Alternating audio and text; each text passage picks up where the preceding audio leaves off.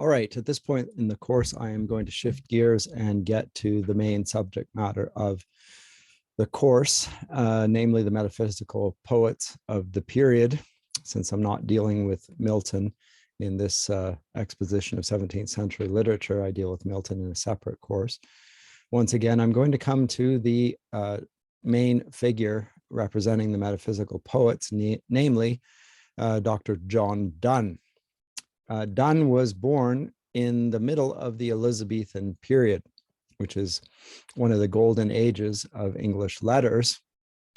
And he was also alive during the period when King James was on the throne. And so he grew up in the period of both Elizabethan and Jacobean drama, when they were in fact at their height. So an intensely theatrical age, the Renaissance period, obviously, and Dr. Donne was very much of a Renaissance man.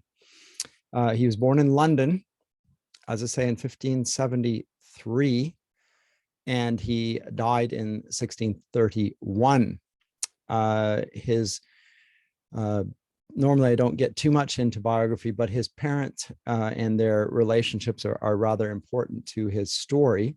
Both were good and virtuous, at least according to his biographer, Itzhak Walton.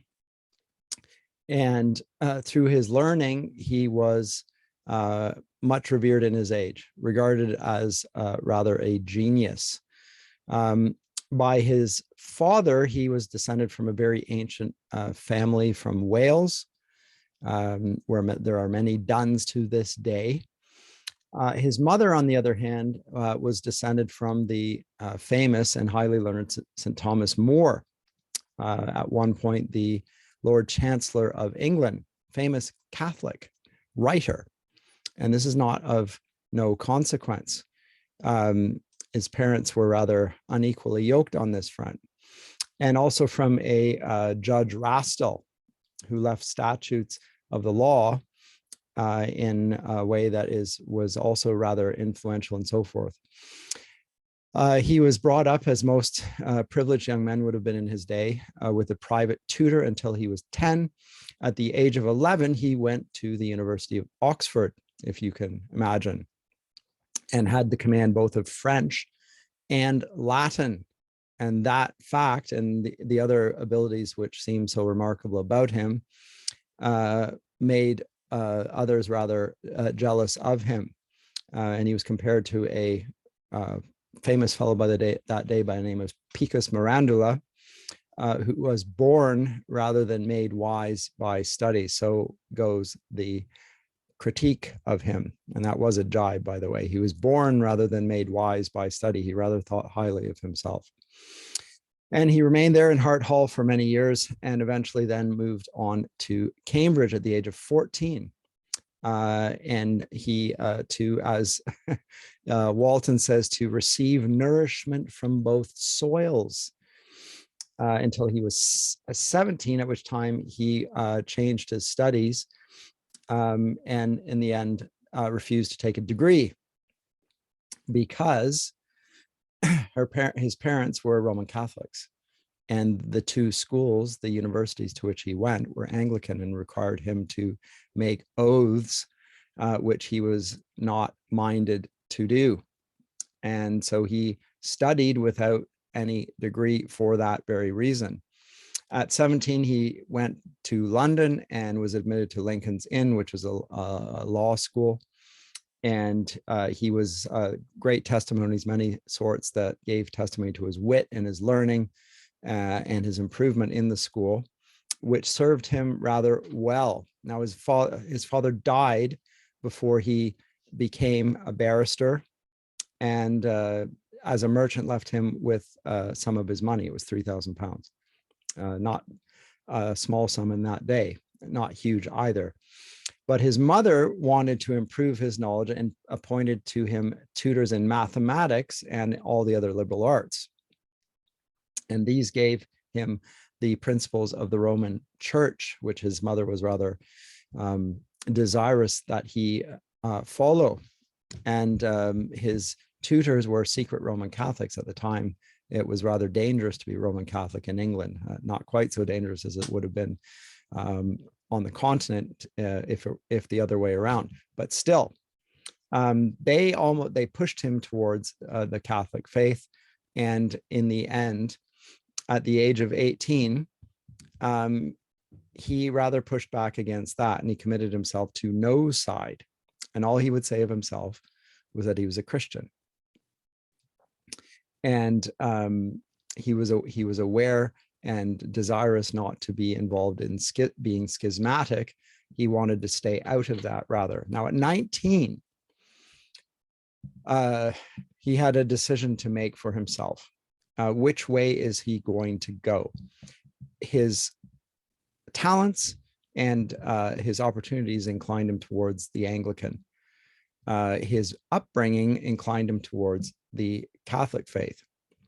And within England itself, there was certainly strong tensions between the Reformed Church, because by this time Calvinism had had its influence and sway in the Anglican fold, and the Roman Church.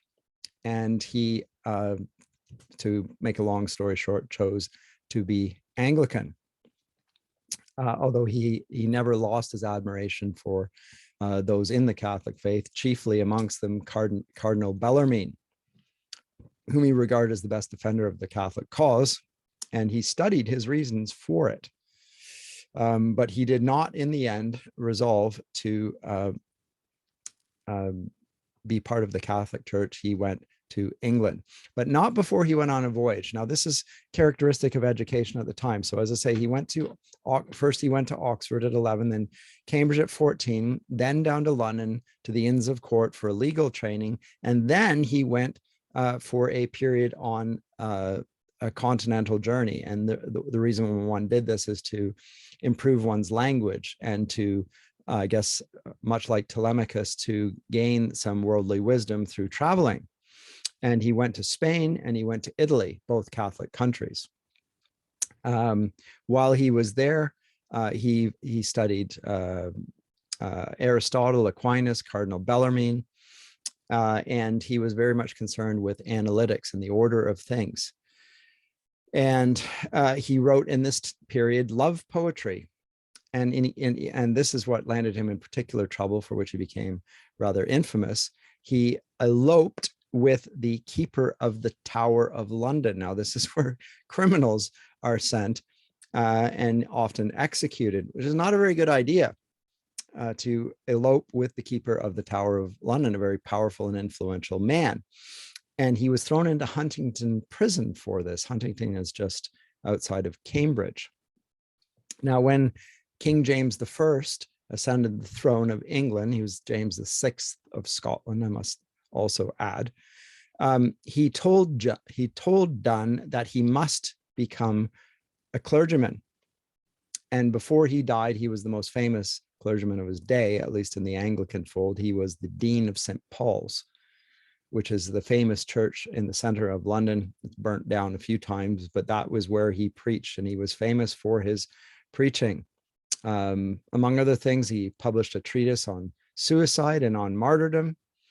As I say, he died in 1631, but his poems, which were originally intended for his friends, and we need to say something about that. I realize that there's some question about the lack of female authors on my syllabus and so forth. I've talked about that in the class, but I'll say it again here. There are very few women that have the opportunity to write poetry, and if they do, they are aristocrats and royals. And in my estimation, their poetry, while polished and quite extraordinary, is not of the same quality as the poetry that I've chosen for the course. And I unfortunately only have a couple months to get into the 17th century, and it is so rich, but they are well worth reading. I will deal with one a bit later on. But what we find in Donne, and as I say, his poems were published posthumously after his death, first published in 1633 by his son, and then revised a couple of years later, was a new thrust in English poetry, and he became wildly admired and widely imitated. even had an influence on the young John Milton, but certainly had a profound influence on George Herbert, to whom we'll turn a bit later on. What Donne's poetry does in general is it reflects a balance that is very much a Renaissance trait, the balance between action and contemplation, a recognition and an attempt to seek that balance. And leaning in either one or the other direction is a sign of a deficit in your personhood. Now, this is also expressed by Shakespeare in his works, by the way. So it's very much of the period and not just of Donne here. Donne himself was a minor courtier, official in the court of the king. He served as a soldier and he served as a clergyman. They did not lead uninteresting lives in the day. And this sense of the unity and purpose of contemplation and action, the vita contemplativa and the vita activa, the marriage thereof, the union thereof, the necessity of having both aspects in one's life, was an ideal for all the works of the 17th century poets that we will look at. Quite unlike present day poets who are not people of action and will usually spend their time doing nothing but writing. Not always the case, of course, but often that is. So it's very much of a vocation without any alongside of it. The poets like Donne are formed by themes and habits of mind. Their analysis, the balance of opposites, they can be seen, is often presented in terms, particularly in Donne's poetry, in the terms of sexual metaphors.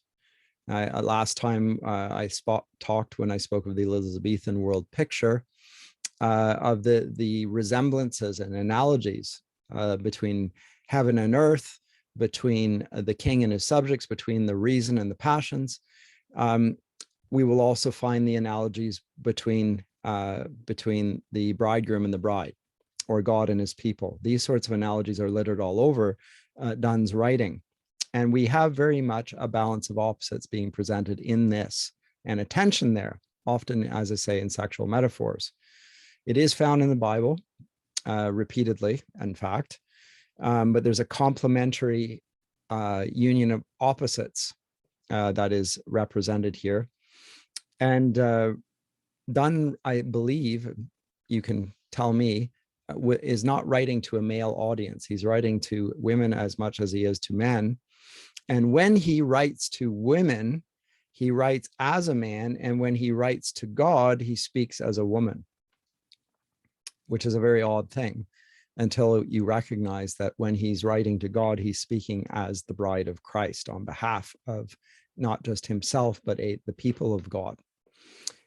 So that tension you need to recognize in his writing.